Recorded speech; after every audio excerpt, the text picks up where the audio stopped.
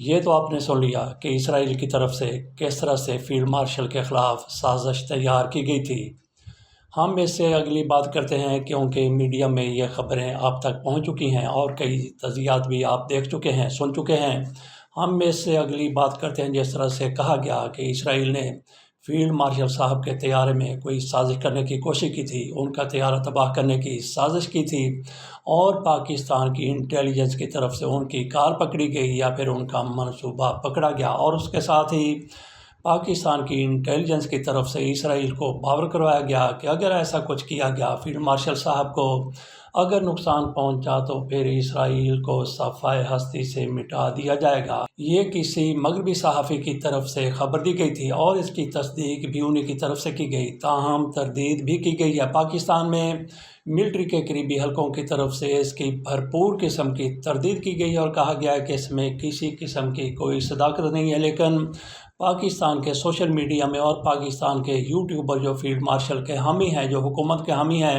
رجیم کے ساتھ کھڑے ہوتے ہیں، کئی کو تو ٹاؤٹ بھی کہا جاتا ہے، اور جو فیلڈ مارشل کے خلاف ہیں اور جو حکومت کے خلاف ہیں، رجیم کے خلاف ہیں، سب کی طرف سے اس خبر پر تبصرہ کیا گیا ہے۔ تاہم ہمارے ریگولر میڈیا کی طرف سے اس خبر کو نہیں لیا گیا، اس نے اس خبر پر نہ بات کی ہے نہ تبصرہ کیا ہے۔ جیسا کہ کہا کہ ہم اس سے اگلی بات کرتے ہیں، جیسا کہ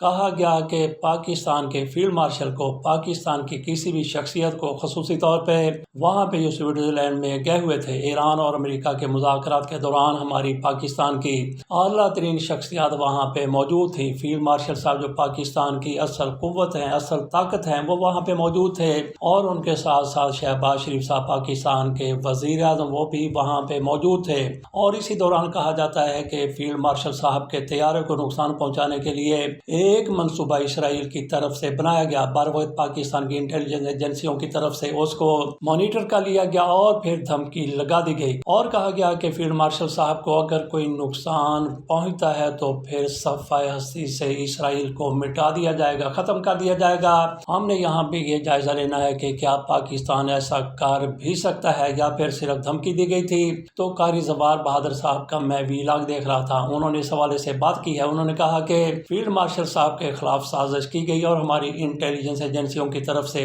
بر وقت اس کو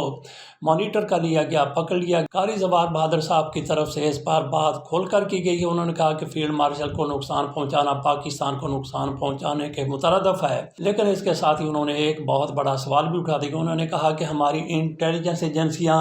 اس طرح کی صورتحال پکڑ لیتی ہیں، اس طرح کی سازشیں پکڑ لیتی ہیں، اس طرح کی پلاننگ پکڑ لیتی ہیں، ان کو پہلے پتہ چل جاتا ہے، اس کو ناکام بنانے کے لیے میدان میں آ جاتی ہیں۔ لیکن پاکستان میں جس طرح سے دہشت گردی ہوتی ہے، ہماری امید یہ ہے کہ ہماری انٹیلیجنس ایجنسیاں اس میں بھی حملے سے پہلے کچھ نہ کچھ مانیٹر کر لیا کریں گی تاکہ پاکستان کا اتنا زیادہ نقصان نہ ہو۔ یہاں پہ ہم نے قاری زوار بہادر صاحب کی بات کو آگے بڑھاتے ہوئے یہ بھی سامنے رکھنی ہے بات کہ پاکستان میں پہلے ہی ایسا ہو رہا ہے، پاکستان کی ایجنسیاں کئی مرتبہ ایسا کر چکی ہیں کہ ان کے منصوبوں کو پکڑا گیا، دہشت گردوں کی پلاننگ کو پکڑا گیا، ان کی سازشوں کو پکڑا گیا، لیکن کئی پلاننگ میں اور کئی سازشوں میں وہ کامیاب بھی ہو جاتے ہیں، اسی لیے دہشت گردی ہوتی رہتی ہے، لیکن بہت بڑے بڑے منصوبے ہماری انٹیلیجنس ایجنسیوں کی طرف سے پکڑے گئے ہیں۔ بہرحال چلتے ہیں دوبارہ پھر اسی طرف کہ کیا پاکستان واقعی اسرائیل کو اگر اسرائیل کی طرف سے ایسا کچھ کر دیا جاتا تو پاکستان اسے صفحہ ہستی سے مٹا سکتا تھا۔ اس حوالے سے ہماری اگر ہاں نہ میں بات کی جائے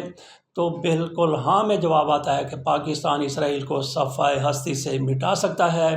تو پاکستان کے پاس جس طرح سے میزائل موجود ہیں، پاکستان کے پاس جس طرح سے ایٹمی اسلحہ موجود ہے، ضروری نہیں ہے کہ پاکستان صفحہ ہستی سے اسرائیل کو مٹانے کے لیے اپنا ایٹمی اسلحہ استعمال کرے، اپنی نیوکلیئر پاور کو آزمائے۔ اس کے علاوہ بھی پاکستان کے پاس یہ صلاحیت موجود ہے کہ اسرائیل کو صفحہ ہستی سے مٹایا جا سکتا ہے۔ ویسے امریکہ کی طرف سے بھی یہ کہا گیا تھا کہ ایران کو صفحہ ہستی سے مٹا دیا جائے گا، اس کو پتھر کے دور میں بھیج دیا جائے گا، اس کو نابود کر دیا جائے گا، تاہم وہاں پہ معاملہ ایسا دیکھنے میں نہیں آیا، اور ایک مرتبہ بھی ٹرمپ کی طرف سے یہ نہیں کہا گیا کہ ایٹمی ہتھیار استعمال کیے جائیں گے، اور پاکستان بھی کسی صورت کسی کے خلاف بھی انڈیا ہو یا پھر اسرائیل ہو ایٹمی ہتھیار استعمال کرنے سے گریز کرے گا۔ لیکن جس طرح سے دھمکی دی گئی ہے، جس طرح سے ہمارے سامنے یہ صورتحال آئی ہے، اگر واقعی اس طرح کی دھمکی دی گئی، ایسی صورتحال پیدا ہو گئی تھی جیسا کہ کہا گیا کہ صفحہ ہستی سے مٹا دیا جائے گا، صفحہ ہستی سے کسی ملک کو مٹانے کے لیے ایٹمی پروگرام، ایٹمی پاور یا ایٹم بم اولین اہمیت رکھتا ہے، لیکن جیسا کہ کہا کہ پاکستان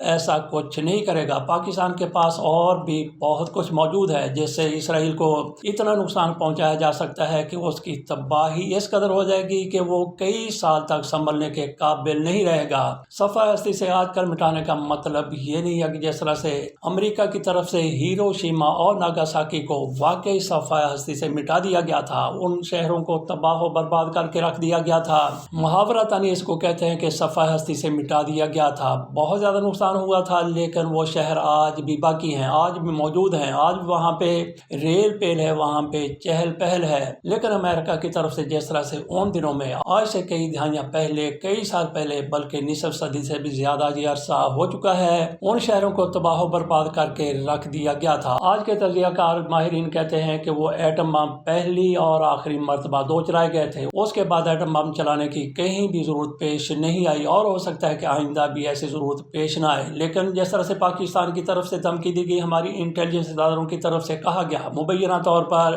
کہ اسرائیل کو صفحہ ہستی سے مٹا دیا جائے گا، پاکستان واقعی اتنی قوت رکھتا ہے، ایسی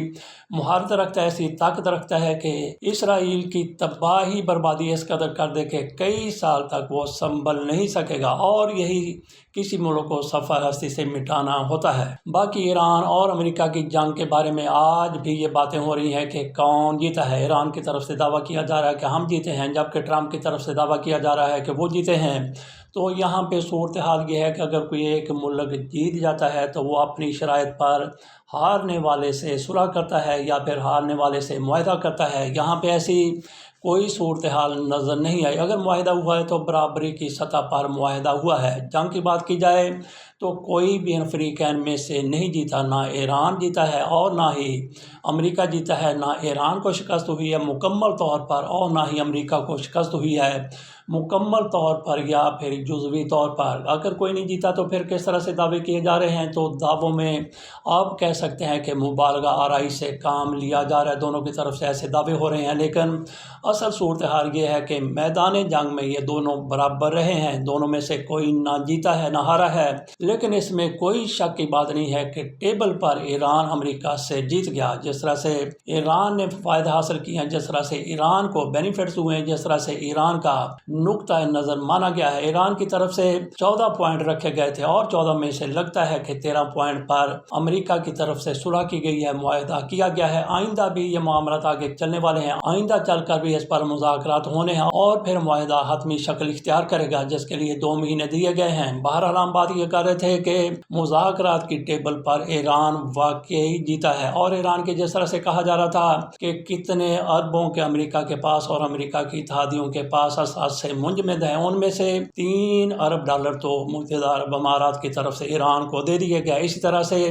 $6 ارب قطر کی طرف سے ایران کو دے دیے گئے ہیں، $6 ارب مزید بھی قطر کی طرف سے دیے جائیں گے، اور اس کے ساتھ ساتھ امریکہ بھی کوئی نہ کوئی فنڈنگ ضرور کرے گا۔ لیکن ٹرمپ کی طرف سے بار بار یہ کہا جاتا ہے کہ ہم اپنے پاس سے ایک دھیلا بھی نہیں دیں گے۔ بہرحال امریکہ میں جو بھی ان کے فنڈ منجمد ہیں وہ بھی آہستہ آہستہ رفتہ رفتہ ایران کو مل جائیں گے، بحال ہوتے چلے جائیں گے۔ تو اس چیز کو دیکھتے ہوئے کہا جا سکتا ہے کہ ایران کی طرف سے مذاکرات کی ٹیبل پر کامیابی حاصل کی گئی ہے، زیادہ بینیفٹ ایران کا ہوا ہے۔ تاہم امریکہ کی طرف سے جو کچھ کہا جا رہا ہے کہ ہمیں بڑا فائدہ ہوا ہے، وہ ہوائی فائدہ ہے، کہیں نظر نہیں آ رہا۔ ٹرمپ کی طرف سے سب سے بڑا مقصد جو اس جنگ کا بتایا گیا تھا وہ یہ تھا کہ ہم نے ایران میں رجیم چینج کرنی، ایران میں رجیم چینج نہیں ہوئی، اور اس کے بعد ان کا سب سے بڑا مقصد یہ تھا کہ ہم نے ایران سے یورینیم کو واپس لے جانا ہے، وہاں سے کہیں اور منتقل کر دینا ہے۔ اس میں بھی ان کی کامیابی نہیں ہو سکی۔ تاہم امریکہ کی طرف سے کامیابی کا صحرا اس طرح سے اپنے سر سجایا جا رہا ہے کہ ایران نے اسے اتفاق کر لیا ہے کہ ان کی جو نیوکلیئر تنصیبات ہیں ان کا معائنہ IAEA والے کر سکتے ہیں، تو اسی کو امریکہ والے اپنی کامیابی کہہ رہے ہیں۔ ہم نے بات کی کہ میدان جنگ میں کوئی نہیں جیتا، کوئی نہیں آ رہا، مذاکرات کی ٹیبل پر ایران جیت گیا، اور بیانیے کی حد تک بھی کسی کو کوئی کامیابی نہیں ملی۔ بہرحال ٹرمپ صاحب کھسیانی بلی کی طرح کے بیانات دیتے چلے جا رہے ہیں، کیونکہ وہ جس طرح سے کامیابی چاہتے تھے اس طرح سے ان کی کامیابی نہیں ہو سکی۔ جس طرح سے ان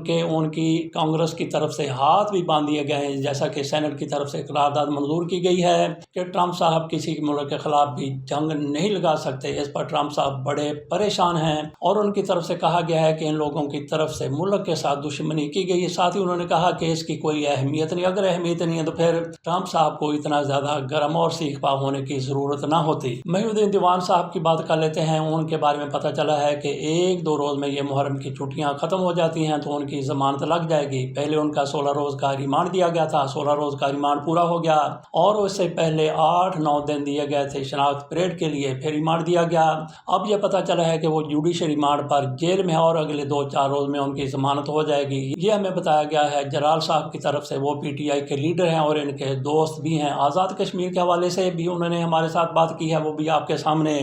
अलग वीलाग में रखेंगे। तो आखिरी बात कर लेते हैं शहबाज शरीफ साहब के और मौलाना फजल रहमान के माबैन होने वाले मुकालमे की। तो शहबाज शरीफ साहब की तरफ से कहा गया कि मेरे पास मौलाना की तरफ से ऐसी ऐसी बातें मौजूद हैं, ऐसे ऐसे राज मौजूद हैं, अगर वो बाहर लाए जाएं तो क्या से क्या ना हो जाएगा। तो इस मौके पर इसके जवाब में मौलाना फजल रहमान की तरफ से कहा गया कि आपको पूरी इजाज़त है, आप सारी बातें बता दें। इस पर शहबाज शरीफ ने कहा कि मैं क़यामत तक आपकी बातों को राज रखूँगा। तो यहाँ पे हमने